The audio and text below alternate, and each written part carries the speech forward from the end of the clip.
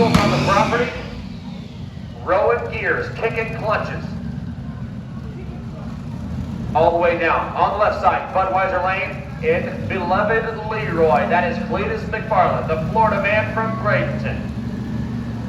Jake's side of the racetrack, we have Nick Coleman from Sussex, Wisconsin, the fabricator of the 1991 Chevrolet S10.